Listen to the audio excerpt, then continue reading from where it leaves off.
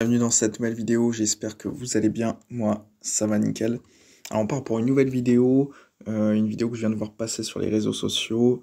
Apparemment le taux de désertion dans l'armée française s'élèverait à 56%, ce qui est quand même énorme, ça veut dire que la moitié de nos soldats quittent l'armée française, ça me paraît quand même extrêmement élevé.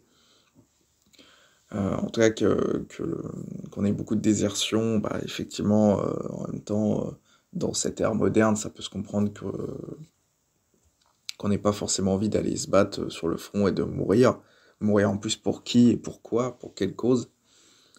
Mourir pour Macron, pour des dirigeants européens, enfin, est-ce qu'on a envie de mourir pour eux? Je pense que c'est non, aussi bien la population, les civils que les soldats, hein, je vois pas pourquoi ils iraient se battre, en plus pour une guerre qui est pas la nôtre. Euh, les Russes n'ont jamais été vraiment notre ennemi, que ce soit la Première Guerre ou la Deuxième Guerre mondiale, la Russie n'est pas notre ennemi. En plus, ils sont loin de notre frontière, donc ça peut se comprendre. Écoutez, on va regarder cette vidéo, je vais la commenter. 56%.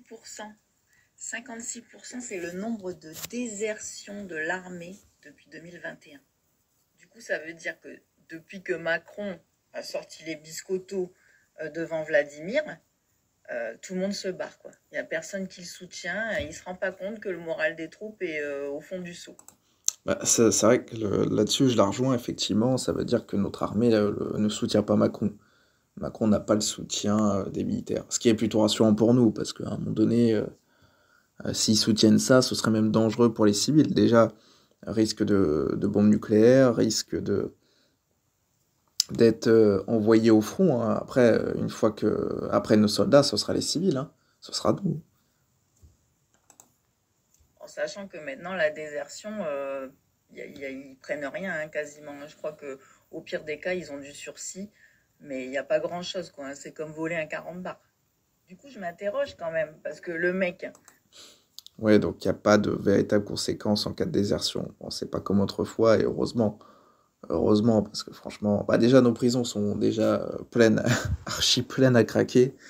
On ne met même pas toutes les personnes qui devraient y être. Donc si en plus on met des soldats, des militaires qu'on a nous-mêmes formés, qu'on a formés, investis en eux, si en plus on met des personnes comme ça en prison, enfin je veux dire c'est le monde à l'envers, ce serait...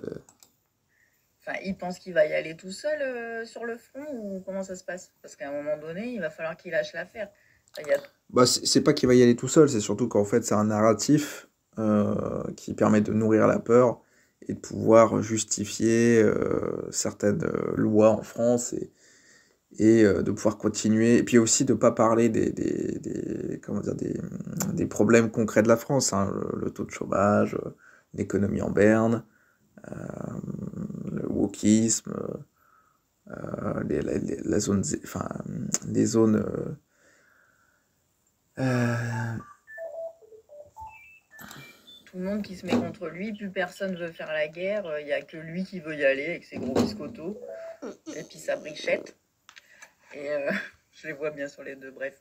Mais franchement, 56%, je sais pas pour vous, mais moi je trouve ça énorme. C'est pareil, hein, il y a l'armée ukrainienne aussi, hein, désertée. Il n'y a pas que nous, on n'a pas les chiffres pour eux. Mais nous, c'est bien 56%. Et moi, franchement, Oui, bah les Ukrainiens, c'est pareil, hein, beaucoup ne veulent pas y aller. Enfin, ils font en sorte de même aller chercher des civils qui ont rien demandé pour les envoyer sur le front, hein, mais les prendre, les embarquer de force, hein. On a des vidéos qui vont dans ce sens où on voit des soldats ukrainiens prendre des civils de force pour les mettre dans une voiture pour direction le front, quoi. Donc c'est voilà où ils en sont. Et eux, la différence, c'est que l'ennemi est à leur frontière. Et qu'en plus, ils peuvent négocier pour la paix avec les Russes. La Russie est ouverte à la discussion. Et en plus, il y a les États-Unis qui étaient venus jouer le rôle d'intermédiaire pour faciliter les discussions, pour négocier la paix.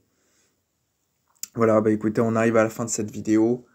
Mettez-moi en commentaire ce que vous en pensez, mettez un like pour me soutenir, c'est très important, pour qu'elle soit vue par le plus grand nombre. Sur ce, je vous dis ciao ciao pour une nouvelle vidéo.